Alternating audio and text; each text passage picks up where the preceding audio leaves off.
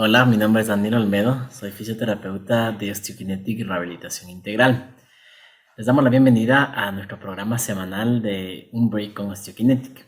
En esta ocasión vamos a hablar de un tema de interés común, que son las discopatías, específicamente a nivel lumbar. Si bien esto se puede generalizar, pero vamos a centrarnos en este segmento a nivel lumbar, porque son importantes, cómo podemos entenderlas y si nosotros sufrimos algún dolor, entender posiblemente por qué son las causas. Así que les animamos a prestar atención y vamos a iniciar entonces. Para esto, entonces es importante entender cómo está conformada nuestra columna lumbar a nivel anatómico. Recordemos que tenemos muchas vértebras, hay unas lumbares, unas dorsales, unas cervicales y unas sacras también. Como habíamos mencionado, vamos a centrarnos en el segmento lumbar. Entonces recordemos que la conformación son de dos vértebras y entre estas vértebras hay un anillo y un disco intervertebral que nosotros llamamos el disco intervertebral, y como pueden ver en la imagen tenemos un anillo que se llama el anillo fibroso. Dentro de este anillo encontramos un núcleo que en medicina lo llamamos el núcleo pulposo. Como habíamos mencionado anteriormente, este nos permite distribuir las cargas y también tener una forma de amortiguador, evitar que estas dos vértebras topen entre sí. ¿Qué pasa cuando hay un desgaste de este tipo? Se llama una deshidratación del disco. ¿Qué quiere decir esto? Que el tamaño del disco intervertebral ha reducido. Como podemos ver en la imagen ilustrativa, justamente vemos como un disco se ve normalmente, que es mucho más amplio, que divide mucho más espacio entre vértebra y vértebra, y como por la deshidratación ha disminuido su tamaño. ¿Qué pasa aquí en este caso? Justamente puede haber dos posibles causas de dolor. Una, que al deshidratarse la presión intraarticular de la columna genere presión a nivel del nervio y esto genere dolor. Así que es una de las posibilidades por las cuales nosotros podríamos presentar dolor. No siempre son sintomáticas, algunas son asintomáticas. Nosotros podemos tener deshidratación del disco intervertebral sin tener ningún dolor. Este sería el primer punto de una discopatía o enfermedad a nivel del disco intervertebral. Analicemos la siguiente. La siguiente es la protrusión discal. ¿A qué se refiere? Recuerden que habíamos visto en las otras imágenes cómo se conformaba el anillo intervertebral. Este tiene varias fibras circulares que evitan que este núcleo pulposo salga hacia el exterior. Cuando hay una deshidratación, el anillo se siente muy comprimido, por así decirlo, tiene mucha tensión y muchas veces se rompen las fibras del anillo intervertebral y el núcleo pulposo, que recuerden que es el contenido interno que tenemos dentro del anillo intervertebral, sale, rompe levemente, pero no completamente, sino parcialmente. Sin embargo, sí permite la salida del núcleo pulposo. Como podemos ver en imágenes, ustedes están apreciando cómo después de una deshidratación llegamos justamente a una protrusión. ¿Esta puede generar dolor? Por supuesto que sí. Generalmente las protrusiones sí tienen un contacto directo con parte del nervio y esto es lo que genera dolor, no solo a nivel de la zona lumbar o donde está la protrusión, sino que generalmente se irradia hacia la parte del glúteo, la pierna en la parte de la mitad, en la parte de los gemelos e incluso hacia la planta del pie. Y el tercer paso, por así decirlo, tenemos justamente que es ya la herniación. Es decir, recordemos que en la deshidratación había una disminución del tamaño, en la protrusión habría ruptura de estos anillos, en la herniación hay una ruptura completa. La protrusión era parcial, en esta herniación es completa. El núcleo pulposo se siente libre y sale hacia el exterior.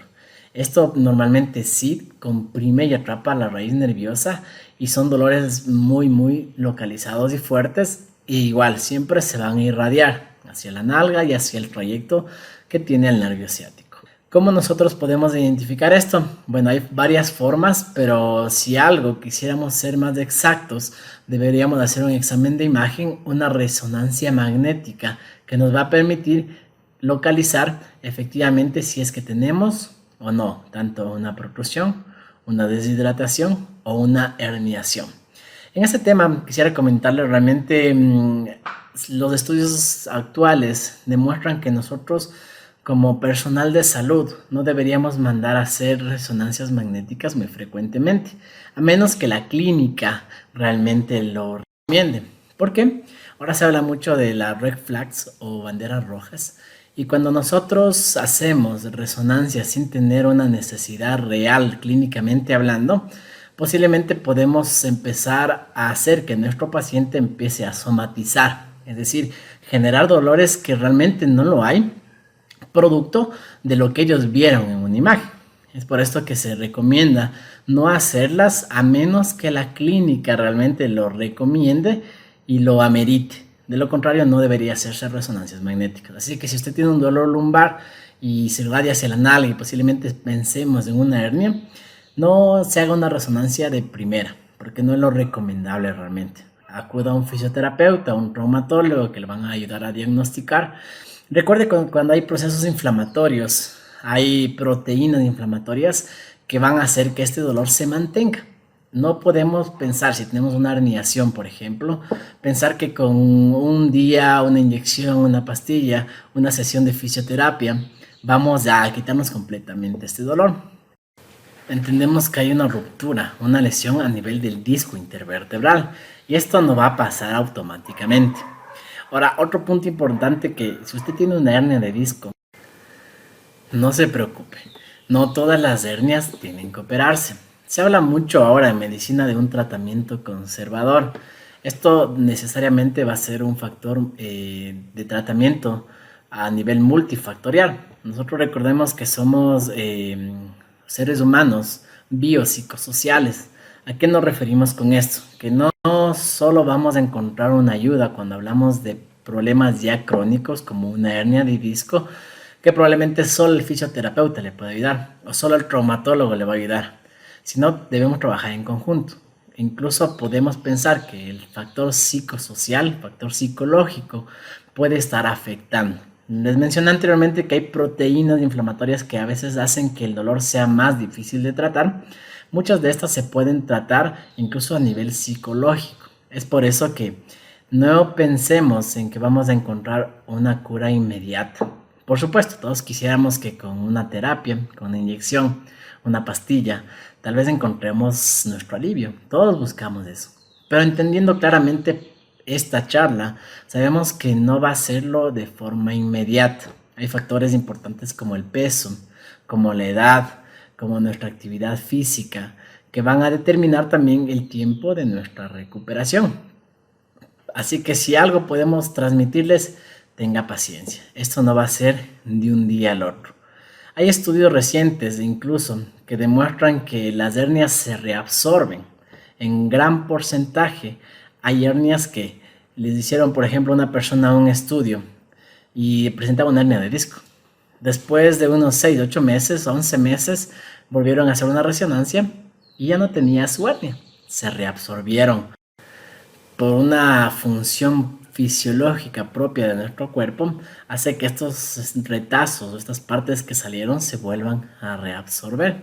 Así que también es una posibilidad. No podemos generalizar que todas las hernias van a reabsorberse, pero sí se sabe que unas en gran porcentaje la van a hacer. Recuerde, con un tratamiento conservador y con un factor multidisciplinario, trabajando con varios entes de la salud y siempre pensando en su beneficio.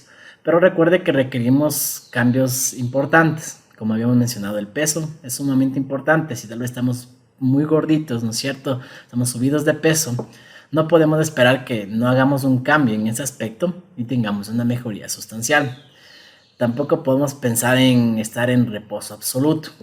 Antes se recomendaba, cuando teníamos dolores a nivel lumbar, acuéstese, repose unos 3, 4, 5 días, una semana tal vez, para aliviar su dolor. Se ha demostrado con la actualidad de que esto es peor. Realmente no es beneficioso que usted descanse absolutamente. Por supuesto, habrá cosas que le impidan hacer, que no se le recomendará hacer, pero no se quede en un reposo absoluto. Esto no es beneficioso para su dolor ni para el proceso inflamatorio. Muévase. Lo mejor es hacer actividad física, tener la musculatura fuerte. En las siguientes charlas hablaremos justamente de cómo podemos prevenir una lesión a nivel de la parte lumbar, una discopatía, y si ya tenemos, cómo podemos tratarla de forma adecuada. Sin embargo, en esta charla queríamos aportar un poco, primeramente entender por qué pasa esto y más adelante vamos a explicarles más.